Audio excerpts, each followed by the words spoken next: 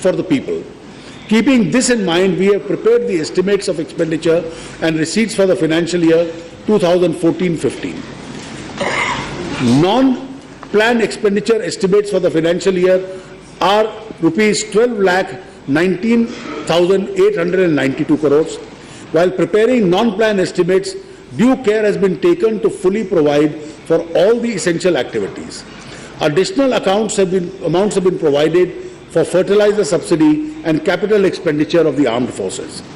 While preparing estimates of capital expenditure, attention was paid to the absorptive capacity of the department and on achieving greater outcome of the financial sector outlay.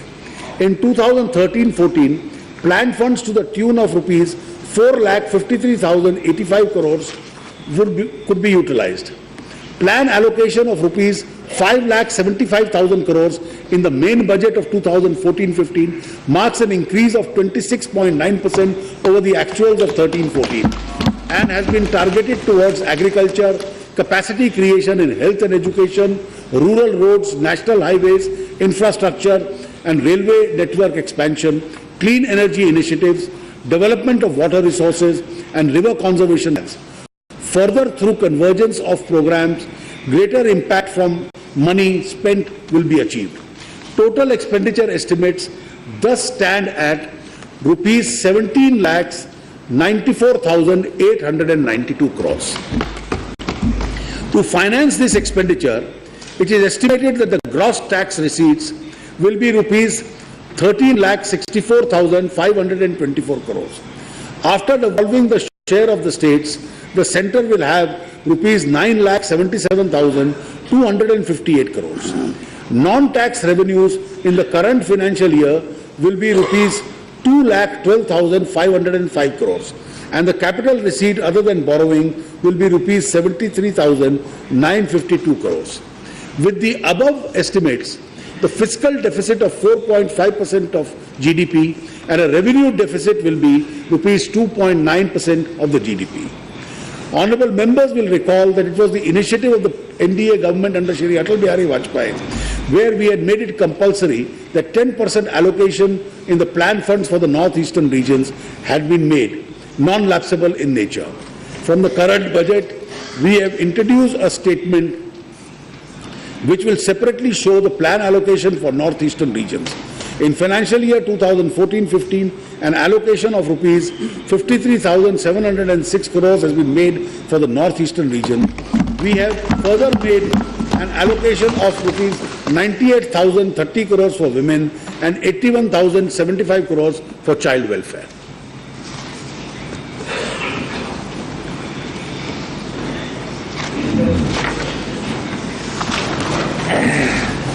Madam Speaker, I shall now present my tax proposals.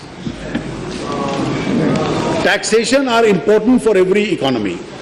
To fund government expenditure on security and welfare of people, the interim budget 2014-15, my predecessors had set a tax revenue collection target of direct taxes as well as indirect taxes, which appear to be ambitious. I propose to retain these targets. It shall be my endeavour to achieve the same. The impact of tax changes now have of course been factored in the budget estimates of 2014-15.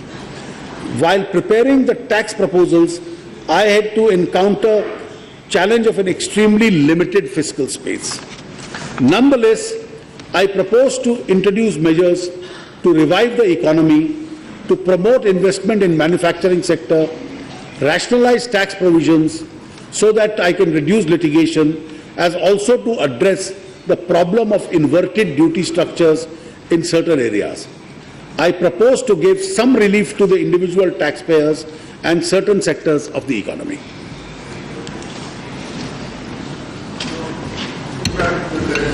Direct taxes. Let me begin with the direct taxes. Madam Speaker, I do not propose to make any changes in the tax rate. However, with a view to provide small and marginal taxpayers and relief to small and marginal taxpayers and senior citizens, I propose to increase the personal income tax exemption limit by rupees 50,000, that is from rupees 2 lakhs to rupees 2.5 lakhs in the case of all individual taxpayers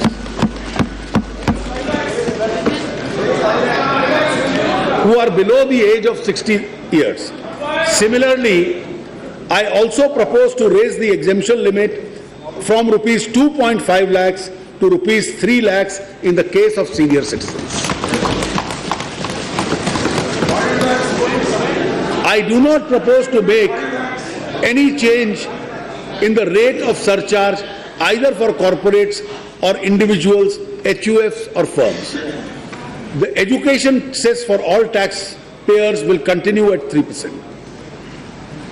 In the year 2012-13, the gross domestic savings were 30.1% of the GDP as compared to 33.7% in the year 2009-10. Increase in savings and their productive use leads to higher economic growth. The households are the main contributors to the savings.